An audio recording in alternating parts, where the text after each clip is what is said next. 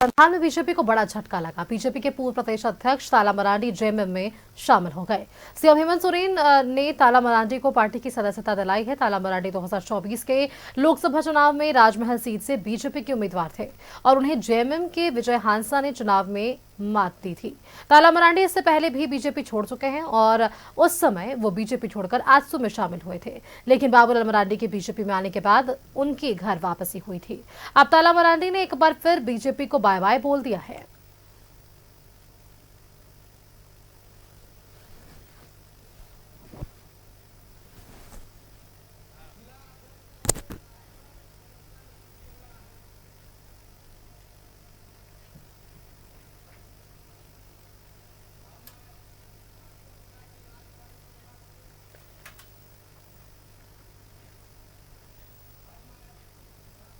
और बीजेपी के पूर्व प्रदेश अध्यक्ष ताला मरांडी के इस्तीफे पर बीजेपी नेता अमर बावरी ने कहा कि जो स्वार्थ पूर्ति के लिए पार्टी में आए थे, उनके जाने से पार्टी को कोई फर्क नहीं पड़ता।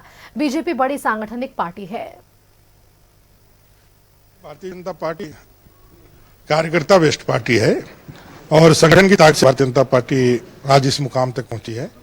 इसलिए किसी व्यक्ति के आने और जाने से हमारी ताकत में कोई कमी या कोई इजाफा नहीं होता है। हम मिल करके एक विचार के साथ, एक राष्ट्रवादी विचार के साथ आगे बढ़ने वाले लोग हैं।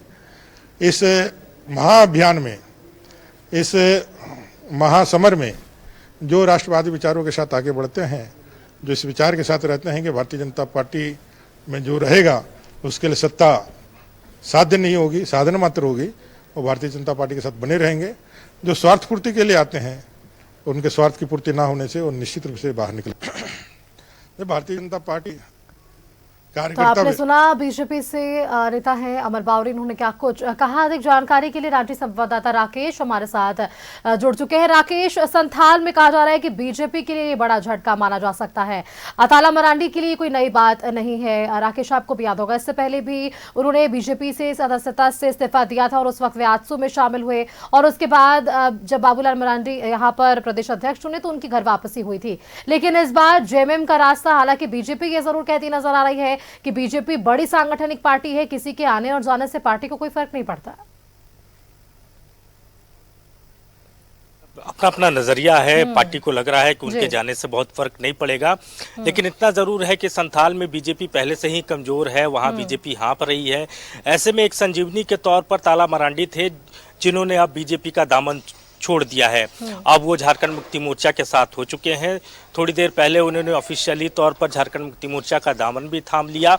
इससे पहले वो कांग्रेस में भी रहे हैं, उससे और दूसरे दलों की अगर हम बात करें तो आजसू में भी रहे। 2019 में वो आजसू की टिकट पर राजमहल सीट से उन्होंने चुनाव लड़ा था। उस वक्त बीजेपी से अलग हटकर आजसू जो है वो चुनावी मैदान में थी, तो उस वक्त बीजेपी ने टिकट नहीं दिया था, आजसू के टिकट पर वो चुनाव लड़े।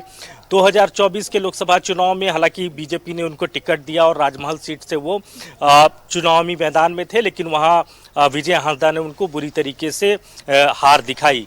तो राजनीतिक तौर पर बहुत मजबूत स्थिति में वो नहीं है मौजूदा वक्त में। और अगर बतौर प्रदेश अध्यक्ष भी देखा जाए तो बहुत लंबा उनका कार्यकाल नहीं था। अपने बेटे के विवाद के चक्कर में वो पड़े और उसके बाद उनको प्रदेश अध्यक्ष की कुर्सी गंवानी पड़ी थी। तो ये सारे चीज़ें थी और कई बार इस बात को लेकर चर्चाएं उनके तरफ से रखी गई थी, खासतौर पर चुनाव के वक्त 2024 जो लोकसभा के चुनाव हुए उस दौरान भी उनकी कोशिश थी कि वो झारखंड मुक्ति मोर्चा में शामिल हो और झारखंड मुक्ति मोर्चा की टिकट पर चुनाव लड़े। लेकिन उस वक्त की परिस्थितियां अलग थी। पार्टी ने, झारखंड मुक्ति मोर्चा ने बहुत उनको तरजीह नहीं दी और अब एक बार फिर वो अपनी कोशिश में एक तरीके से आप कह सकते हैं कि कामयाब हुए हैं। झारखंड मुक्ति मोर्चा को उन्होंने दामन थाम लिया है और अब जो आगे की राजनीति उनकी होगी वो झारखंड मुक्ति मोर्चा के साथ ही चलेगा, यानी अब झारखंड मुक्ति मोर्चा के साथ ही वो आगे की राजनीति करेंगे। राकेश, एक छोटा सा सवाल और, क्योंकि इससे पहले भी इन्होंने अपने दल बदले, कई राजनीतिक पार्टियों का इन्होंने दामन थामा, लेकिन जेएमएम के जब साथ ही आगे बढ़ रहे हैं तो जिस तरह से बीजेपी कह रही है कि इनके जाने से पार्टी को कोई फर्क नहीं पड़ता, लेकिन जेएमएम में इनके भीतर आने से क्या कुछ राजनीतिक बदलाव हमें देखने को मिलेंगे?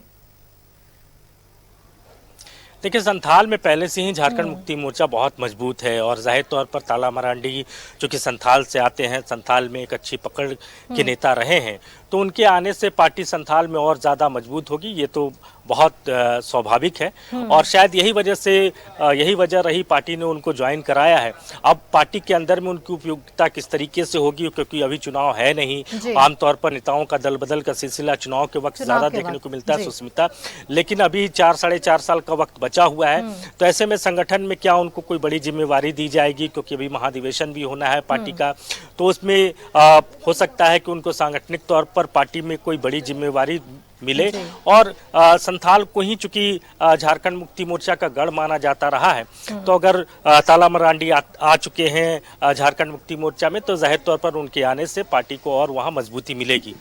बिल्कुल राकेश, चलिए बहुत बहुत शुक्रिया राकेश आपका हमारे साथ जुड़ने के लिए, तमाम जानकारियां हमारे दर्शकों के साथ साझा करने के लिए।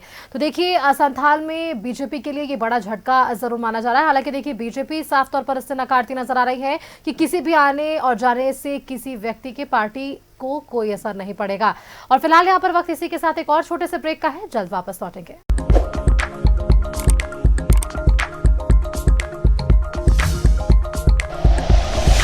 Like and share videos, subscribe करें हमारा चैनल और प्रेस करें बेल आइकॉन। न्यूज़ 11 भारत, सच है तो दिखेगा।